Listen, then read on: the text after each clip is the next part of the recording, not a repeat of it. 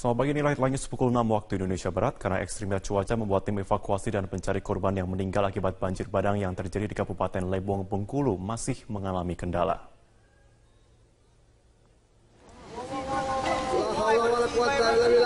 Pencarian jasad akibat tertimbun longsor Edio Rajobito, Degi Karnado 23 tahun masih terus dilakukan.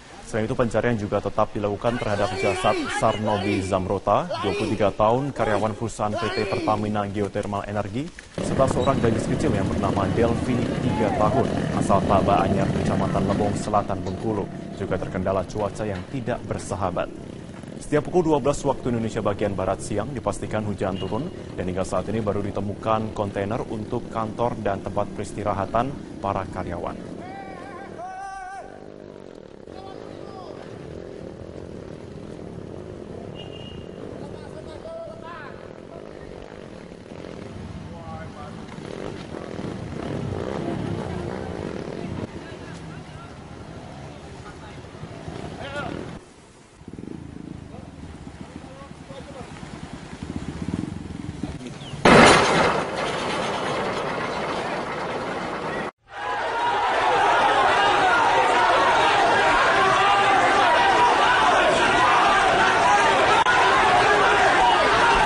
Kericuan ini terjadi saat polisi akan membawa mahasiswa pelaku pembunuhan ke Mapolresta Medan.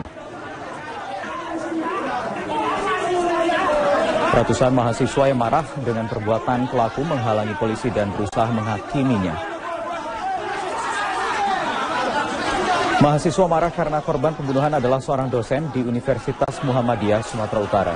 Kapolresta Medan, Kombes Mardias Kusrin, tampak memimpin langsung proses evakuasi, bahkan hingga harus mengacungkan senjata api untuk membubarkan mahasiswa. Namun mahasiswa yang marah tetap merangsek berusaha menghampiri pelaku. Akibatnya sempat terjadi adu fisik antara petugas kepolisian dengan mahasiswa.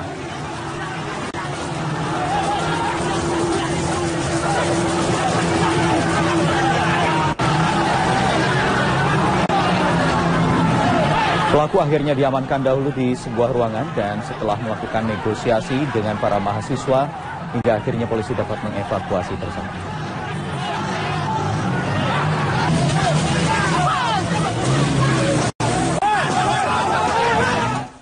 Ya, untuk mengetahui situasi terkini dari Medan, Sumatera Utara, kita bergabung dengan Andika Bakti langsung dari Universitas Muhammadiyah Sumatera Utara. Andika, bagaimana kondisi terkini di kampus Universitas Muhammadiyah?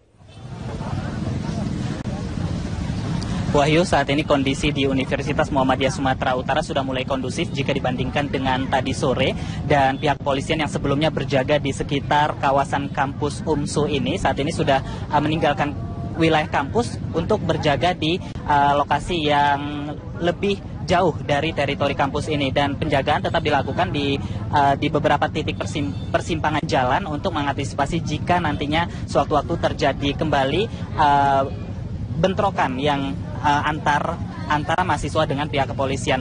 Tapi secara keseluruhan di sini kondisinya sudah mulai kondusif, Wahyu. Tapi untuk korban sendiri saat ini sudah dibawa ke Rumah Sakit Bayangkara Kota Medan, dan tadi pada saat tiba di Rumah Sakit Bayangkara Kota Medan, korban ini disambut histeris oleh keluarga yang terdiri dari anak dan juga beberapa kerabat lainnya. Penyambutan ini terjadi histeris karena faktanya ini peristiwa ini terjadi kepada orang tua mereka sendiri, dan hal ini terjadi dilakukan sendiri langsung oleh mahasiswanya sendiri. Dan tadi kami juga melihat pelakunya sempat dibawa ke Rumah Sakit Bayangkara Kota Medan ini untuk menjalani perawatan, karena untuk pelaku sendiri juga sempat mengalami luka lebam, Wahyu, di beberapa bagian tubuhnya, dan luka lebam tersebut terdapat di beberapa bagian tubuhnya karena sempat dihakimi oleh massa yang merupakan mahasiswa UMSU sendiri. Tapi saat ini setelah menjalani perawatan beberapa saat di Rumah Sakit Bayangkara, kemudian untuk pelaku berinisial RM ini saat ini sudah dilarikan ke Mapolresta Kota Medan. Namun Wahyu, untuk mengetahui bagaimana kronologi selengkapnya kejadian pembunuhan yang dilakukan oleh mahasiswa terhadap dosennya sendiri, saat ini saya telah bersama dengan Bapak Ribut Priyadi sebagai Humas Universitas Muhammadiyah Sumatera Utara.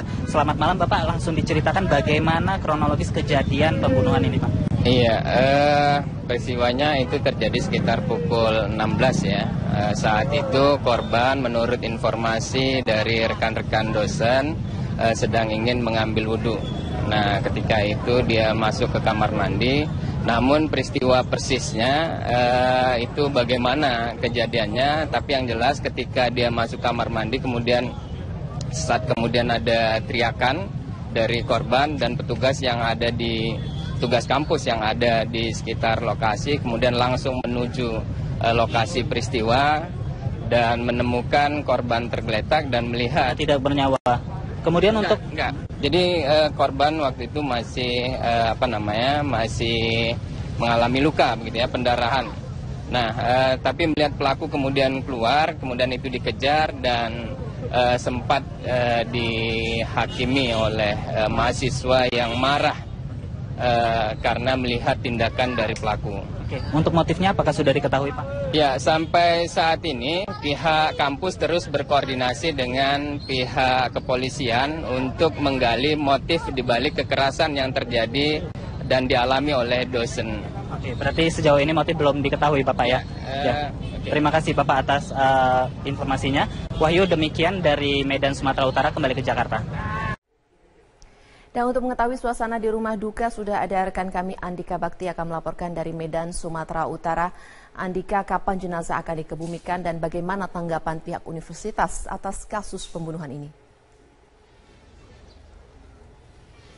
Elvita, rencananya jenazah akan dikebumikan pada pukul 12 waktu Indonesia Barat nanti setelah disolatkan pada pukul 11 waktu Indonesia Barat nanti. Tapi saat ini kondisi di kediaman ataupun di rumah duka ini sudah mulai dikunjungi oleh para pelayat. Mereka berasal dari warga yang ada di sekitar sini, tetangga, kemudian kerabat, dan juga hadir pula di sini seluruh sivitas akademika dari Universitas Muhammadiyah Sumatera Utara. Dan memang korban bernama Nur Aini ini sudah melakukan visum pada tadi malam dan dipulangkan ke rumah duka ini pada pukul 10 waktu Indonesia Barat tadi malam.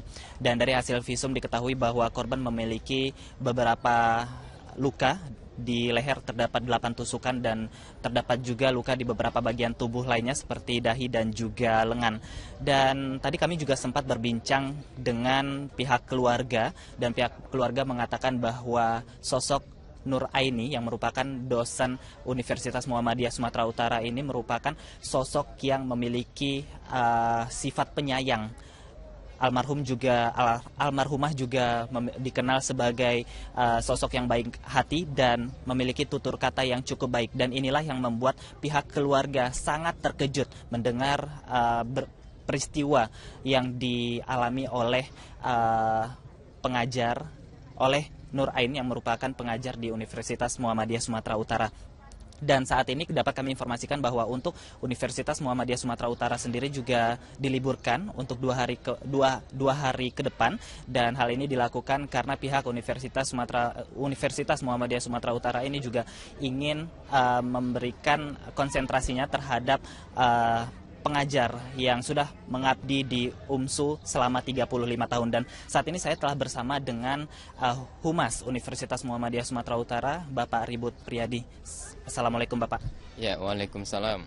Bapak, apa tindakan selanjutnya yang akan dilakukan oleh pihak UMSU, Pak? Ya, untuk saat ini kita masih berkonsentrasi di rumah almarhum sampai proses pemakaman selesai. Baru setelah itu kita melanjutkan berkoordinasi dengan pihak kepolisian untuk mengusut dan terutama mengungkap motif dibalik tindakan kekerasan yang dilakukan oleh tersangka pelaku. Oke, Bapak mungkin bisa diceritakan sedikit bagaimana sosok almarhumah selama mengajar di UMSU, Pak? Iya, selama mengajar di UMSU sekitar 30 tahun lebih ya.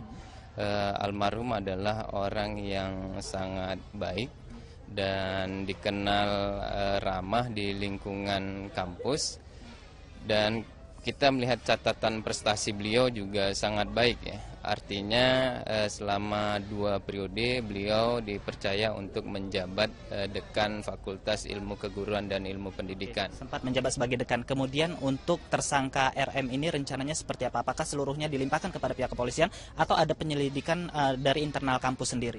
Iya, kami menyerahkan sepenuhnya penanganan tindakan kekerasan yang dilakukan oleh tersangka ini kepada pihak kepolisian, dan tentu kami juga terus berkoordinasi dan bekerja sama untuk mengungkap motif di balik tindakan kekerasan yang dilakukan untuk kepentingan pembelajaran dan juga sebagai langkah antisipasi dari Universitas Muhammadiyah Sumatera Utara ke depannya. Oke, terima kasih Bapak Ribut atas informasinya.